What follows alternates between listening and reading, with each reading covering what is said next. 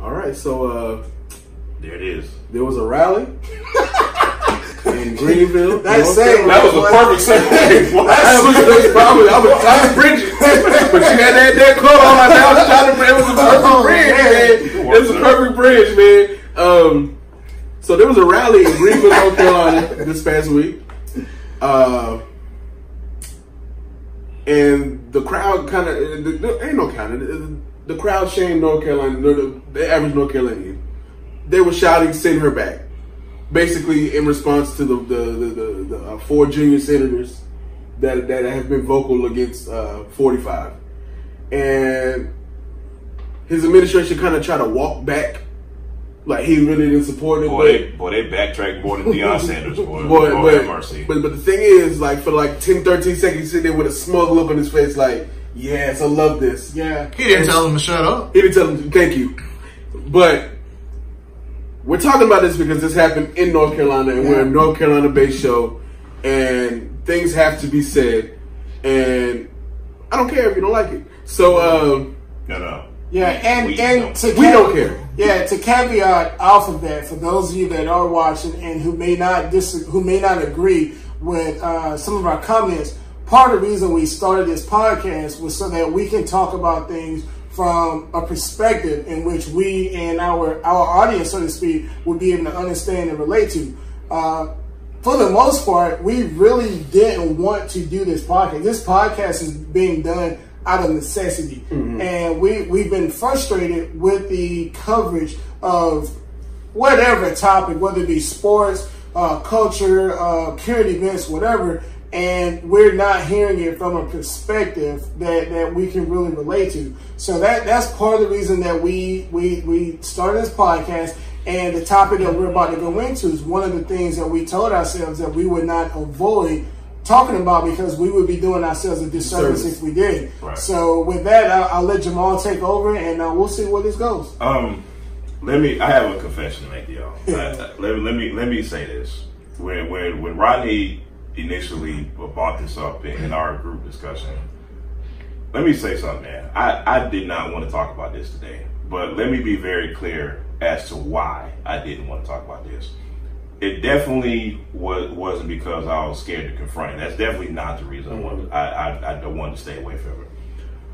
I didn't want to talk about this today because I am exhausted. Yeah. Like, I literally am exhausted with talking about anything that has to do with this administration. I'm to be honest with y'all, out of obligation. This is our podcast. This is our show. Of course, I'm going to fulfill my duty today. But when I tell you, to me, it serves no purpose. Let me explain why I feel the way I do. I'm going to go back to a point I made earlier. We have 5 women who are construing the message of peace, love, and equality for all people. That is a very simple message. There's not much nuance to that. It's a pretty easy thing to conceptualize. Why is it that they don't love America again? And we have our so-called, I can't even call him a leader. We have the occupant of the White House who has changed the narrative. He was asked very simply, why didn't you stop this chant? Mm-hmm. It is on video. We see the video. We see the 13 seconds where he is exalted in these chants, because that's what this is about with him. It is his ego. I even think over anything racial, which it is, but don't get me wrong, but I think over everything that we talk about, this man is here to feed his ego. His campaign is about his ego. I want to be very clear about that. I don't care whoever doesn't like that at all. We see these obvious examples of this occupant not disavowing racist comments, not basically just this occupant has done nothing to try to unify people of all races, colors, creeds, whatever. And we see all these obvious examples, and people are being obtuse about it. Yeah. They know this. People know this, and they choose to act like it's not happening. I'm exhausted. Yeah. I don't know. When it is literally like trying to talk to a brick wall when you try to have a logical, sensible discussion about what is going on with this administration, and there are people who choose either not want to understand or maybe they don't. Whatever the case is, I'm over it, man. And here's the deal, to kind of add to that, I haven't even seen the video. I haven't even seen the chance. Most of the headlines attached with him and his administration, I haven't even seen or heard the sound bites or the video bites. And the reason why, like Jamal said, I'm tired of it. I'm tired. I'm actually tired of hearing all the impeachment talk, because I'm tired of it too. You guys, we've been talking impeachment for 2 years, and every time something happens, oh, this is it. This is the straw that breaks the camel's back. He is out of there, and then he rises above. And you made me think about another point I was going to make, man. Like, they've called this man Teflon Don before. True. If this don't prove that this dude is Teflon Don, I don't know what else does. In regards to those comments in Greenville, in Eastern North Carolina, and what got me the most, there was a council member, I believe it was one of the women, I can't remember the name, but there was a city council member here in Charlotte that made comments the other day that if what happened in Greenville were to happen today, and if the city council were to vote whether or not to have the RNC here in 2020, the outcome would be different. And it pissed me off, because I don't understand 3 years later how you needed all of this to happen to finally see what him and his administration was about. When you get paid to be closer to them than the that was just a reactionary statement, because they knew in the moment. Exactly. When they voted for the RNC to be here, they knew. Okay. That's all about. And I'm gonna take this a different route. When they voted in favor of the RNC, the general reception to that was because of the financial aspect. And there's going to be a huge boost to the economy. Look, to be honest with you, to me, I think the reason why they brought the RNC here was because they wanted to do a favor to because North Carolina, the Senate and everything is ran by Republicans. So they want to do a favor to those Republicans. Hey, you scratch your back, I'm gonna scratch your back, and we can work together. And it's gonna come back and bite them in the ass. Right. I'm just gonna be real with you. Let me say, national perception is gonna be bad. Let me say this one thing, because I think this is extremely important to say. Because the reality is, there's going to be a Republican who watches this, and they're going to be like, well, this is such a liberal point of view. and let me please, I hope people hear me loud and clear when I say it. No, but listen. But I want people to hear me loud and clear when I say this. This is a political discussion, whether we like it or not, but I don't want to get too far into this. I'm so sick of people with gang mentalities. And hear what I say about this. I'm a part of the conservative gang. I'm a part of the liberal gang. Take this gang mentality out of it. To me, this is about sensible people versus unsensible people. Yeah. Seriously. Now, listen, this is about progress versus not making any progress. Okay. So please let me finish, man.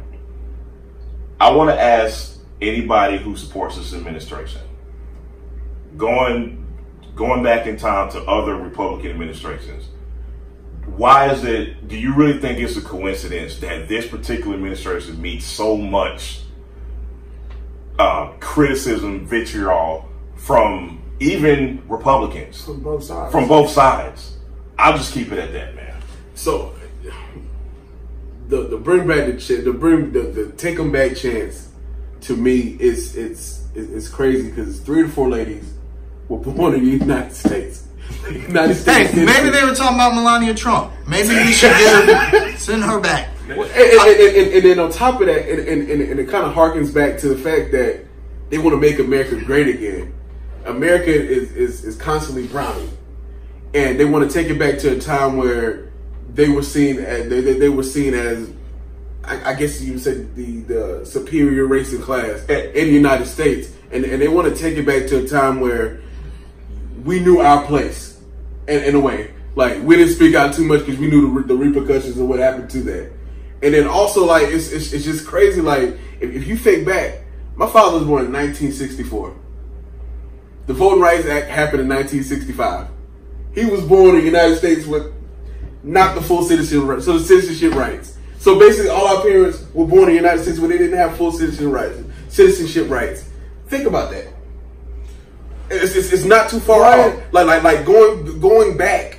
Yeah, we're only like one generation removed from Jim Crow. Like my father tells a story, but he went to segregated schools in Rock Hill. My dad did too. And he tells a story about how, he went from a segregated schools to integrated schools and the struggles of that. That wasn't that long ago. My dad's only 61. So, a lot of people don't realize we're still feeling the dregs of inequality. That's why we fight so much for equality. And honestly, not just equality, but equity. Like, you gotta make up. You just can't. I just can't let bygones be bygones. You're gonna have to make up for that somehow. And I think people who are supportive of this administration know that day might be coming, and they're gonna fight.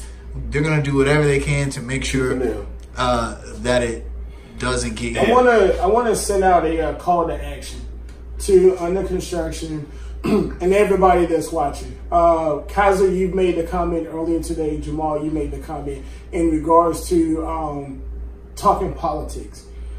When it comes to equality, whether it be racial equality, religious equality, gender equality, whatever equality out there, personally, I don't see any of these topics as political. And I think isn't it like common sense and just it's humanitarian, right? And there's an ESPN anchor, Dan Labertard. He went on a epic 4 to 5 minute rant. If you guys haven't seen it, I'll send it to you. And he started out by basically saying that we don't talk about this stuff on ESPN unless an athlete says it, because ESPN likes to avoid politics. I want us to get away from saying that it's not politics, it's humanitarian. Wanting equality simply because I'm a black person or African American, that's not political. That's humanitarian. So I want us to get away from saying it's political. I don't want to talk politics. I agree. It's not political in my opinion. It shouldn't be. It shouldn't be political. It shouldn't be political. People say that to avoid having to talk. I don't talk politics. But I agree. But that goes back to what I was saying about this gang mentality, man. Like, as a human being, like whether you're registered as a Democrat, Republican, to me it doesn't really mean much. Like, yeah, agreed. You know what I mean? It's just like, what do you think is sensible? What do you think will benefit all people? It's just a common sense, and this administration has not demonstrated just basic humanitarian common sense, man. That's why I'm so frustrated with talking about anything relating to this, man. Yeah, like, seriously. Also, I know that we are our podcast focused mostly on the region, Charlotte, the Carolinas, but we do have some listeners that are not from here or are transplants. So you got to understand how Charlotte is in relation to the rest of the state or even the region. We are a blue city in a sea of red. There's a reason why Trump doesn't have rallies in Charlotte or anywhere close to. Greenville is a good little bit away, and the mentality of people. I'm telling you, you can go. We were talking about this off air. Right now, we're right on the edge of Charlotte and Mount Holly. You can literally go 5 miles down the road to Belmont, and it's like, it's completely different. You go 10 miles down the road to Gastonia, it's night and day. So it's important to note that what happened in Greenville is not indicative of the entire state. However, I would say that the majority of people that live outside of the highly populous areas in North Carolina, they think like that, and that's why. And it's basically North Carolina is a microcosm to the nation, It's basically division. You got the urban rule and suburban divide, and it's just continually going on. Like some suburbs outside of DC might be blue, but when you go a county over and southward, it's all red. Right. It's different ways of thinking. It's different ways of living. Well, I'm sorry. You go ahead. Well, to kind of lighten this up, I think the most important question about this topic in general hasn't been asked. So I'm going to ask you guys. When the 2020 RNC comes to town, where are we taking a trip to? Well, I'm going downtown to protest. Okay, That's the trip I'm making. I ain't going nowhere. Okay, Anybody ain't gonna going drive to me protest. I'm not going to. Okay, look, I'm y'all. going to Vegas, I'm Miami, all New about, York. I'm all about that protest. Like, I support it. I don't do the protest. I don't do the marching. Yeah, I'm gonna let them live. I don't know if that's what you want to say. Because Not literally. not literally. Yeah. Not literally. We gotta get taken off anchor. I might just observe what's going on. I think that the RNC might cause for some groups, unfavorable groups, to descend upon our area. Yeah. If that's the case, then I Can might. I speak to that? Yes. Let me speak to that. Charlotte ain't the place for that. No. Let me speak to that. Let me speak to that. Going back to what I said, here's just my opinion. If this was, let's just say this was the Bush administration and the RNC was here next year, I don't think it would be that big of a deal. Yeah. I know. You know what I mean? I wouldn't. Nobody would care. It would just be okay. RNC's here, cool, whatever. I'll stay away from downtown to avoid the traffic. But with this particular administration, we all think there's going to be some unfavorable groups. We're going to get the people that chant, send her back. We're going to get some of these Charlottesville folks in Charlotte and that's kind of why I asked the question. Like, I'm not one to run from a fight per se, but at the same time, I'm older now, and I know if I found myself in that situation, my emotions will get the best of me. And I don't want to be a martyr in any way. I don't want to go to jail because you can't do anything from jail, from lockup and whatnot. So am I really going to take a trip when it comes up? Probably not. But I'm probably going to stay in the house. I'm probably going to stay in the house. Yeah, exactly. Right. Yeah, exactly. Man, again, there are going to be some people look at this and they're going to say, these guys are against Republicans. These guys are against all black people, Democrats. All black people, Democrats. All black people, blah, blah, blah. And I can't say it enough, man. This gang mentality has to just end, and people just have to be sensible, man. I'm gonna wrap this up. It was on our conscience to talk about this. Yeah. And I'm glad we got this off. I mean, we talked about it. We're gonna move into our shout outs now because we're going about this all day. Yeah, no doubt. All right.